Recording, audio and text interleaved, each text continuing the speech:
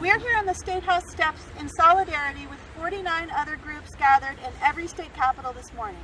We and you are Vermont's Defend Democracy delegation. We're here because we believe that President-elect Trump poses a huge threat, not just to the rights he's threatened and the wide-ranging groups he's demonized, and not just because of his profit-first attitude toward the environment and our national security. Aside from that, he is a threat to the institutions of our democracy themselves, the very structures of government that keep our country running.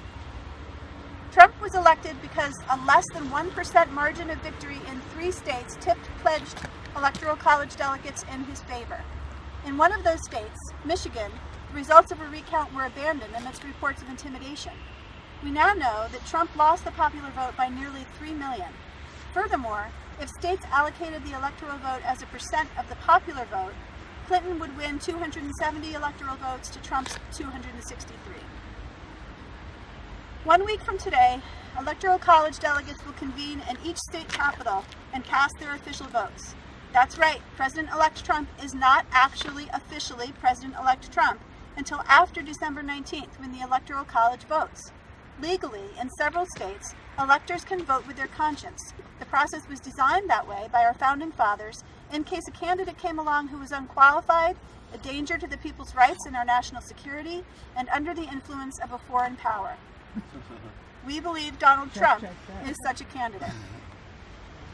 So we are here to defend democracy. We are here to stand in solidarity with the Defend Democracy actions around the country to use the one remaining mechanism left to wrest the presidency from Trump's hands. Vermont's electors are pledged to vote blue. We're not here to change their minds, but we'll be here next week to make sure they do so. And we stand here alongside our friends in all 50 states to show a wall of solidarity that stretches coast to coast and everywhere in between. Thank you. That is the introduction, and here's the document. And it's a revamped, sort of reimagined Declaration of Independence. The unanimous declaration of the 50 United States of America. We hold these truths to be self-evident, that all people are created equal, that they are endowed with certain unalienable rights, that among these are life, liberty, and democracy as a means and as an end. That to secure these rights, governments are instituted among us, deriving their just powers from the consent of the governed, which is the very essence of the democratic ideal. That whenever any form of government becomes destructive of these ends, it is the right of the people to alter or to abolish it, and to institute new government. Wisdom, indeed, will dictate that governments long established should not be changed for light and transient causes. But when a long train of abuses and usurpations, pursuing invariably the same object, evinces a design to reduce them under absolute despotism, it is their right, it is their duty to throw off such government and to provide new safeguards for their future security. Such is now the necessity which constrains us to address the workings of the Electoral College, the validity of the election, the qualifications of the proposed president-elect, and the long and now successful attempt to undermine the democratic promise foundational to our nation, never yet perfectly realized, but now in danger of perishing altogether. The history of the proposed president-elect is a history of repeated injuries and usurpations, all having in direct object the establishment of an absolute tyranny over these states. To prove this, let facts be submitted to a candid world. He has refused his assent to laws, the most wholesome and necessary for the public good. He has shown a desire to overrule the will of the people and the rule of law and to establish a tyranny. He has defended torture, racial and religious discrimination, the internment of innocents, and collective punishment, and his rise has inspired a wave of hate crimes and acts of violence that menace many residents in this country.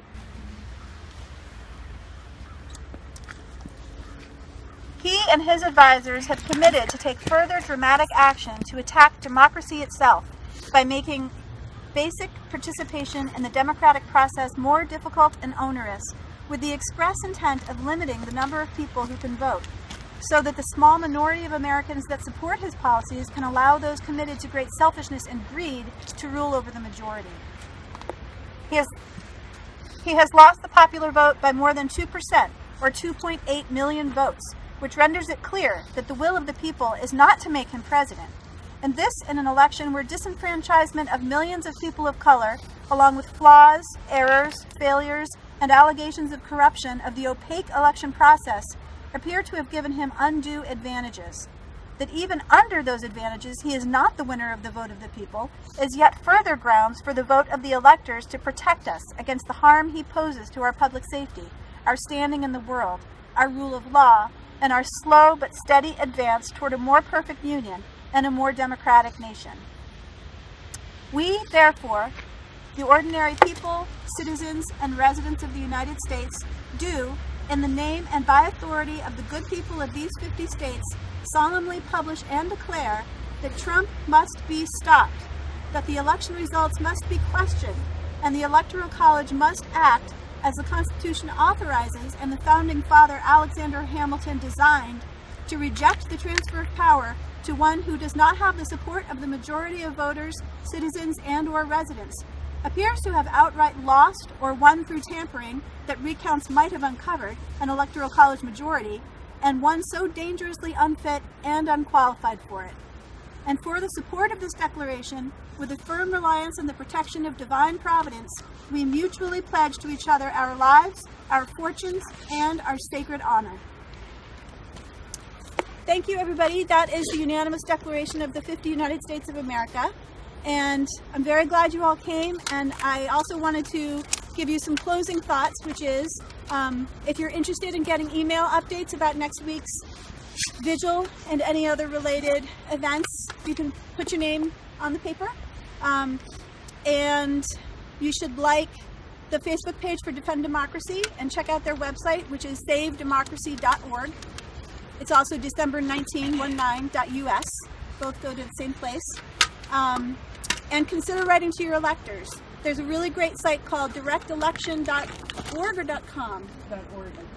Directelection.org, where the person who did the website has all the labels already set up. You can just print out and send actual letters to electors in all 50 states, or you can select the state. So I hope that you all consider coming back here next Monday morning at 9 a.m., where we will have a vigil to coincide with the Electoral College vote nationwide. And I thank you very much for coming.